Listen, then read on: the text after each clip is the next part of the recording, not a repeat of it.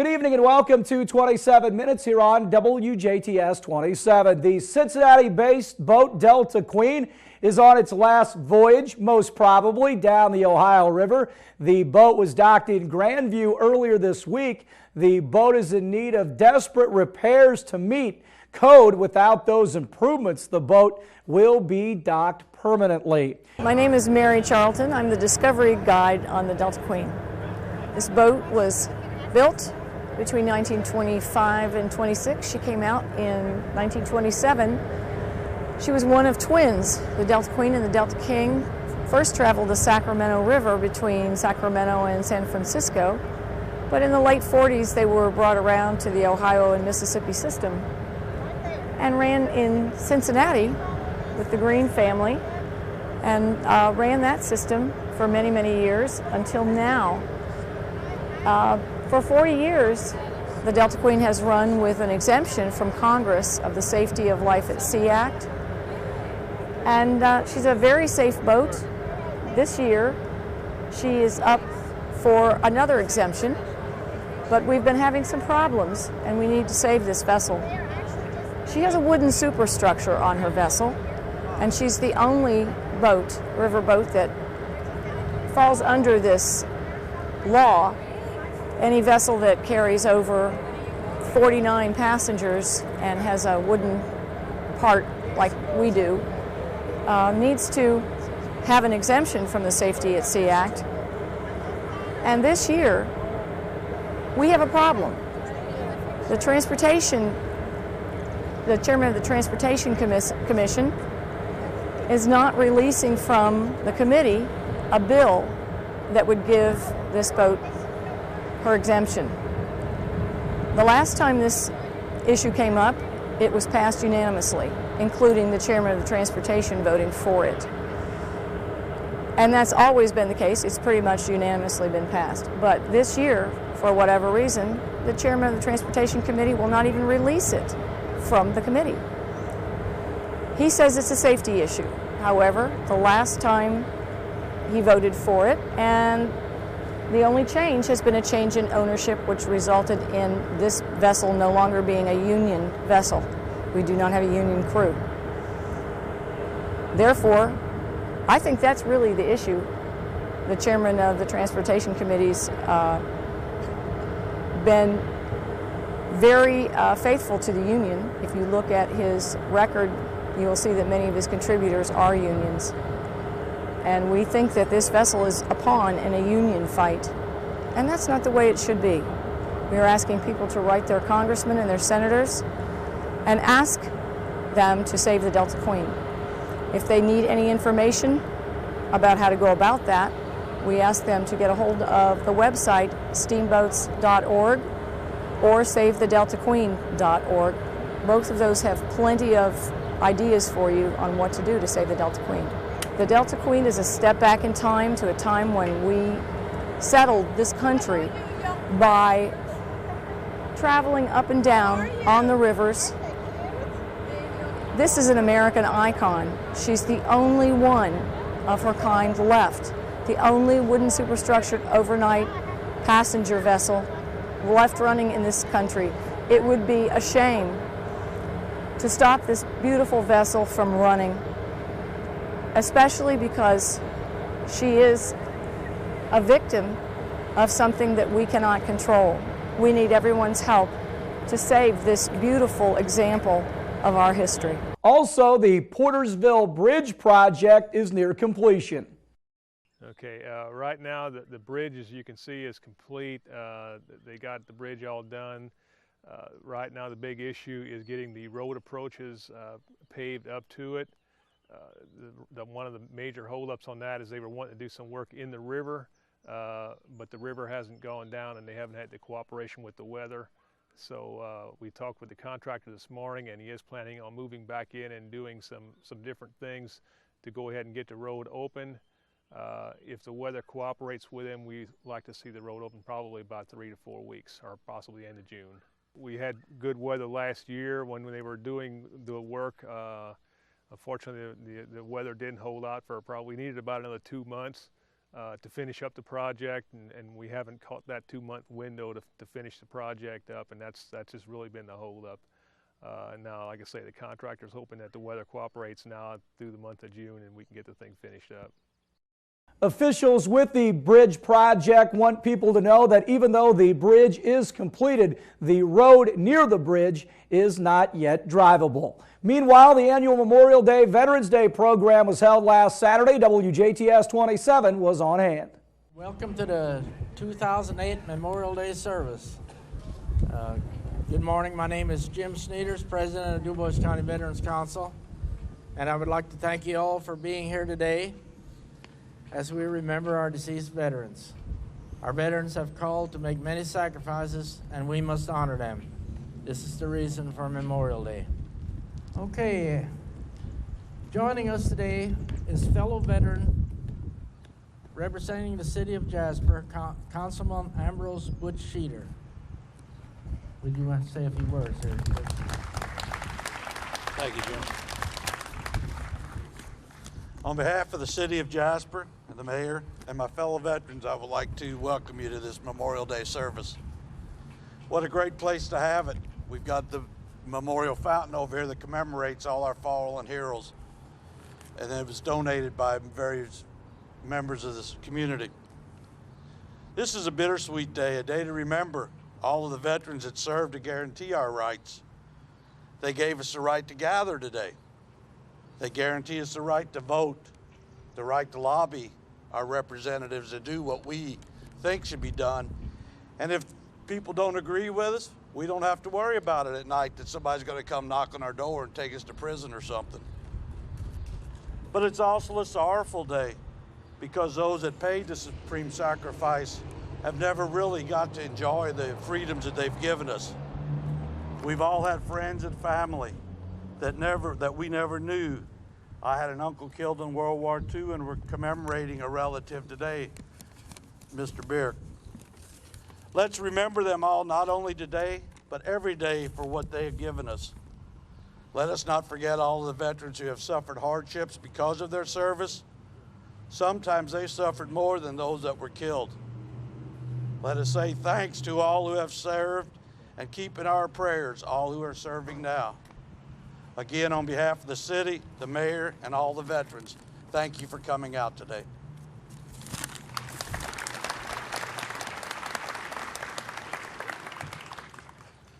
Thank you, Butch. At this time now, would the Marine Corps League please lower the flag to half-mast?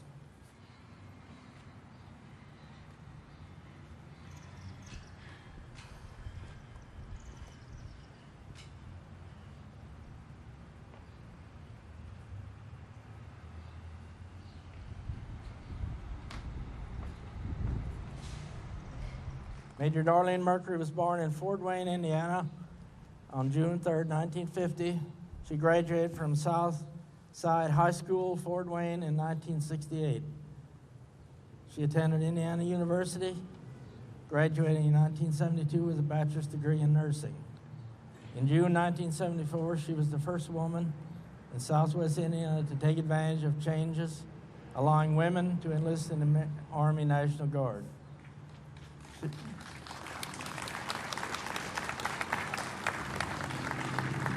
She served as personal record specialist and was honorably discharged in 1978. In November 1989, she was commissioned as first lieutenant in the Army Reserve. She served in a national AMED Augmental Detachment and later was the 5010th U.S. Army Hospital, Louisville, Kentucky. In March 2006, she was called to active duty to serve with the U.S.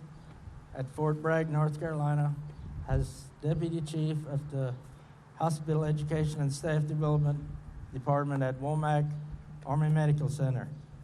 She transferred to the retired reserve in December 2007, completing 21 years of service. Major Merkley also experienced a husband going to Vietnam 3 months after her marriage, and a son was deployed to serve in Iraq. She is also a cancer survivor. Major Merkley is married to Stephen Merkley of Huntingburg, Indiana. They have 3 sons, James, Thomas, and David, 1 granddaughter, and 3 grandsons. She has worked for generations and a partner with Vincennes University since 1990. Would you welcome Darlene Merkley?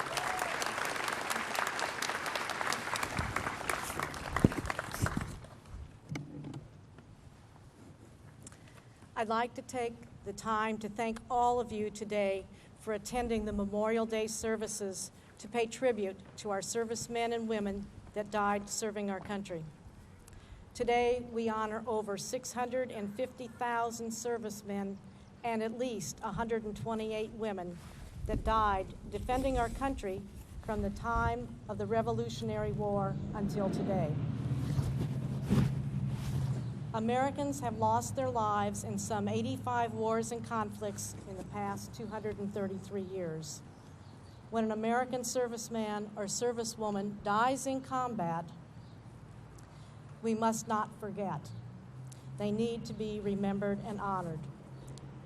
Do we recognize the significance of the sacrifice that the person made when dying for our rights? Or has Memorial Day become just another holiday? If a serviceman or servicewoman that lost his or her life in combat is not honored, then the significance of his or her sacrifice is lost. If we do not honor them, who will? How can we remember our veterans? Fly your flags on patriotic holidays and encourage others to do the same. Recognize organizations such as the VFW and the American Legion that promote flying the flag, and learn how to display the flag properly. Men and women, and yes, there were 2 women that actually fought in the Revolutionary War, Deborah Sampson and Molly Pitcher. They fought to win our freedoms, such as the right to govern ourselves, which resulted in the right to vote. Men and women since then fought to protect this right. We have a civic responsibility which should be taken seriously. We have an obligation that accompanies the honor of being an American, casting an informed vote. Inspire young people. Encourage young people to join the military and patriotic organizations such as Girl Scouts and Boy Scouts. Encourage them to take part in community service organizations and patriotic activities sponsored by organizations such as the American Legion, the VFW, their auxiliaries, and also public displays of patriotism. And public displays of patriotism are essential if we are to remember our veterans that died during war. We need to be leaders. Our youth need examples if they are to follow our traditions.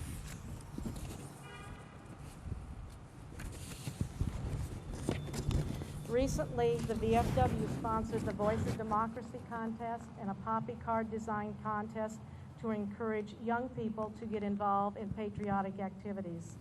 Students should be encouraged to take part. Help returning soldiers.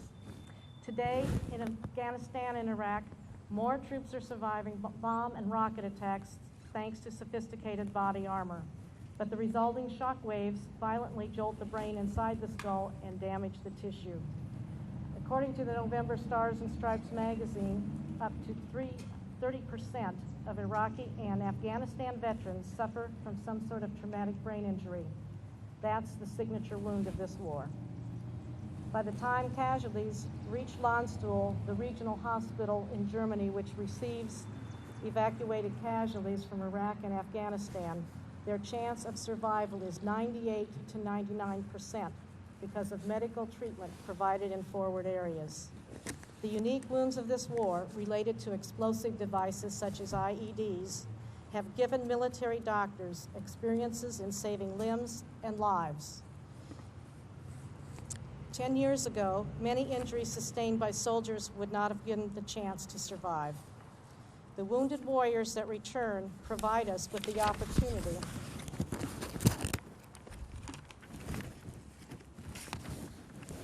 to pay tribute to our deceased veterans.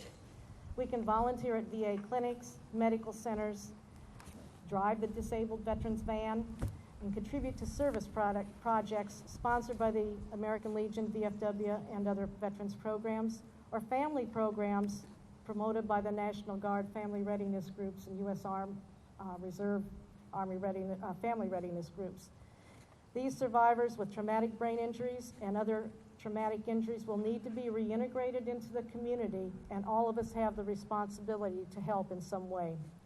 I would like to relate briefly an example of how a TBI can affect an individual and his or her family.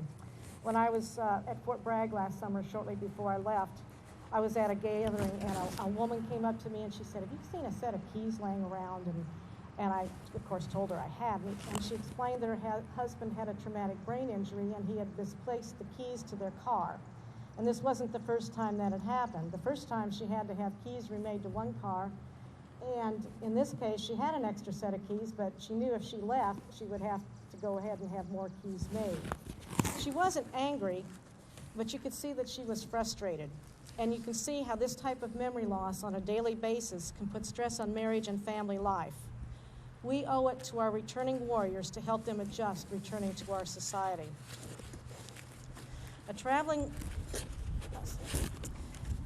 The next way is to support deployed soldiers. Presently, the St. Anthony Teen Scout Troop is sponsoring a traveling soldier program that has a mannequin soldier in uniform that travels from school to school. This is to promote awareness of deployed soldiers so that those attending school realize that the fathers and mothers of their friends are not at home and may be in harm's way. Letters can be written and deposited in his backpack and will be sent to specific soldiers or to any soldier if specified as such. And I've heard that some soldiers have not received anything from home yet. Support soldiers' families. One way we can contribute to our honored soldiers and their memory is by helping soldiers' families. Today, soldiers are sons, daughters, fathers, mothers, grandfathers, and like me, grandmothers. And in most cases, a soldier is not isolated, but a member of an extended family. The families are special too. One way we can support our troops is by focusing on supporting the families. And at this point, I want to reference a letter recently in the Herald written by Jill Underwood. Her husband is currently deployed for the second time to Iraq. She suggested that we minimize distractions when writing or talking to the soldiers. He or she cannot do anything about flooded basements, depressed family members, or car troubles. He cannot give his attention to missing out on events such as family gathering or other life events. But what he does need to know is that there's support of his family and that someone will help if needed. If you know a family member who has a deployed soldier, check on them. Some families are reluctant to ask for help. Show up and volunteer to help. This is a great way to pay tribute to those that died defending our country, and I am sure the veterans that went before us would approve. They were members of families too. In conclusion, I remind you to pay tribute to all the veterans who died in combat, including the 227 veterans of Dubois County. Fly the flag, vote, volunteer, and support our deployed troops and their families. Don't become complacent. I'd also like to read a prayer at this time written by Eleanor Roosevelt, and I've taken the liberty to add the word woman appropriately. Dear Lord, lest I continue my complacent way, help me to remember that somewhere, somehow out there, a man or woman died for me today. As long as there be war, I then must ask and answer, am I worth dying for? Thank you. It's been an honor and a privilege to speak to you today.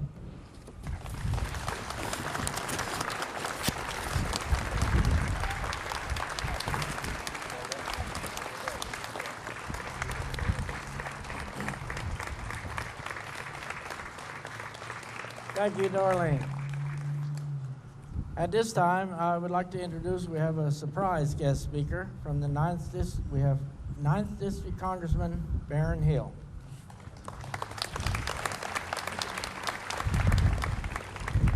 Thank you. It's an honor for me to be here on this very nice day here in Jasper, Indiana. This is the first of many veterans services that I will be attending over the next 3 days. And I am always impressed with the fact that people in communities all across southern Indiana, and of course here in Jasper, they would take the time on a very nice weekend when they could be doing a lot of different things to take the time to pause and remember the sacrifices that our men and women have made in service to their country. I look at the veterans here today who are standing in respect to the veterans in back of me and behind me, and each one has a story to tell, an experience that they remember.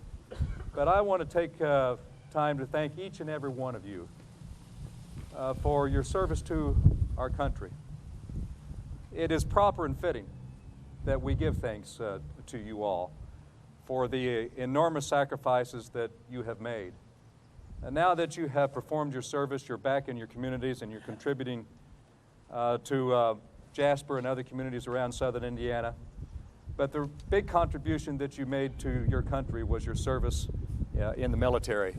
And it is proper and fitting that we take the opportunity to say thank you for your service. There are 55,000 veterans that are currently in the 9th District, in my congressional district in Indiana. 55,000.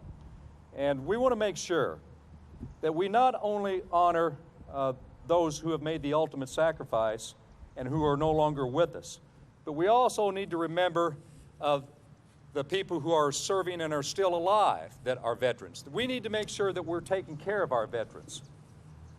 Just recently, the Congress passed a GI bill that would honor those who have been serving in Iraq and Afghanistan with a full 4-year scholarship to college. This is something that we need to be doing.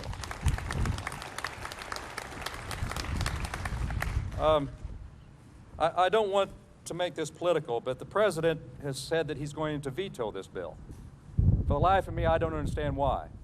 And I hope that you'll take the time in honor of our veterans to write to the President of the United States and ask him to change his mind and sign this bill that we've passed out of the House of Representatives, because it's very, very important, as I said before, that we not only honor those who are no longer with us as veterans, but to make sure that we're taking care of the veterans who are serving and come back from our wars in Afghanistan and Iraq. Like I said at the beginning of my remarks, I am honored to be here today. And I'm honored that you have devoted your time to pay your respects to our veterans. There's a lot of things that are going on today. The Indianapolis 500 is going to be tomorrow. People are having their cookouts today, so we take the time to enjoy the holiday. But it's also proper and fitting that we take the time to say thank you to our veterans who have so very much devoted their time to our country. And once again, I would say thank you for your service to your country. Thank you for letting me be with you here today. I look forward to the next 3 or 4 days of traveling all across beautiful southern Indiana to continue to honor our service, our veterans and their devotion to our country all across southern Indiana. Thank you for being here today.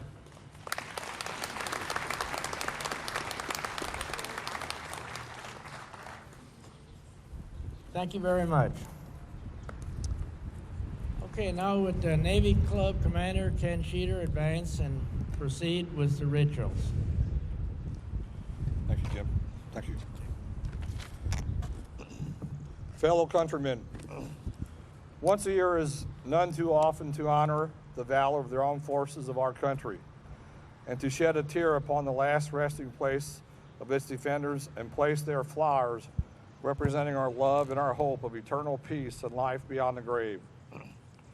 The Navy Club United States of America, recognizing the full duty of representing the United States Navy and those communities without naval stations, and loving memorial services held this day throughout our land, join hands and hearts with every other organization that all may do honor to all the departed who have served their country. The Navy, the great first arm of national defense, has contributed a multitude of men and women who have braved the shock of war and the perils of the sea. To those who have made the great sacrifice, and to all those who have passed to the great beyond peacefully. Whether they sleep in the bosom of the sea or in old Mother Earth, we bring you this day our deep appreciation of your service to our country and our pledge of eternal and loving remembrance. The monument by which we stand, or we are assembled, is symbolic of the sea of which you have sailed, and it's therefore appropriate that we place these flowers upon this place so that their beauty and fragrance are wafted on the gentle breezes just for you. We set these flowers by this monument in memory of all persons who in their lifetime have served their country and have been connected with its Navy services in any manner. May you rest in peace. Almighty God, maker and preserver of the universe, we pray that these weak efforts of ours to honor our loved ones this day will meet their favor and approbation. We realize that in all the great universe, this world we inhabit is but an infinite small part, and that we, thy children, are prone to err. But for those who have sailed the sea of life and now have cast their anchor in the last harbor, we pray for remission of all their sins and that they have life everlasting. Amen. Thank you.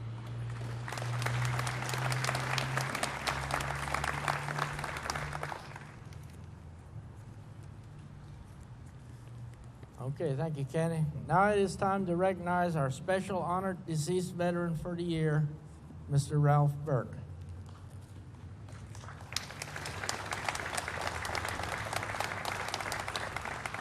Ralph Burke was a bold turret gunner in Crew 45, a member of the 570th Bomb Squadron, manning the twin 50 caliber machine guns, flying on 30 missions over Germany, including the first long-range bombing missions over Berlin on March 8th and 9th, 1944.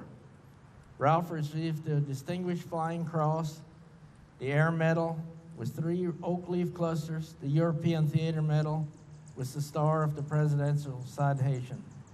While gunner, he fought off numerous German fighter planes and had a confirmed kill of a Me-163 Comet German solid rocket plane. After flying a mission deep into Germany, the crew had to ditch their severely disabled plane that had been hit by enemy fire and floated on life rafts for 17 hours in the North Sea before being picked up by air-sea rescue. Ralph married Cyrilla Ebenkamp on May 18, 1946. Ralph is survived by a daughter, Beverly Burke Gutgsell, Vincennes, James of Jasper, and Doug of St. Peters, Missouri. 3 grandchildren and 4 great-grandchildren. We now ask family members of Ralph's family to come forward to place a wreath on the Veterans Memorial.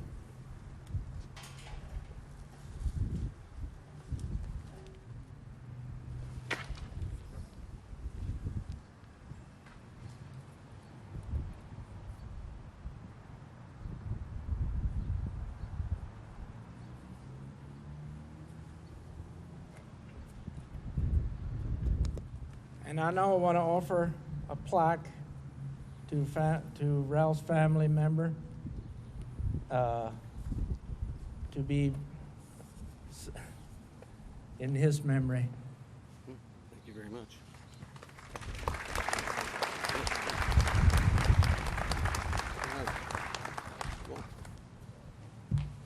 Thank you very much. Thank you to all the service organizations. This is really thrilling to be here and to see all of you here, and knowing how proud Dad would be to be here, to see all the family members, relatives, friends, because that was the thing that really excited him. In fact, if he was here right now, and if Ray and Elmer were here, they would probably start singing something right now, if I remember. It wouldn't be a sad moment, it would be a very happy moment, I think. Don't you think, guys? And that's the way we look at this, too. This has been just the last 2 or 3 months now, putting all the things together, going through the memorabilia, the awards and the articles and everything has just been thrilling to do. And we're very, very happy, in speaking for Bev and Doug, to the service organizations for this award. Dad would absolutely just love it, but he would also say, thank God and remember all the other veterans. Ralph would want to say that as well, not just for him. So thank you very much, and have a good weekend, everybody. That'll wrap up this edition of 27 Minutes here on WJTS 27. For the entire crew, I'm Kurt Gutgsell. Have a great night.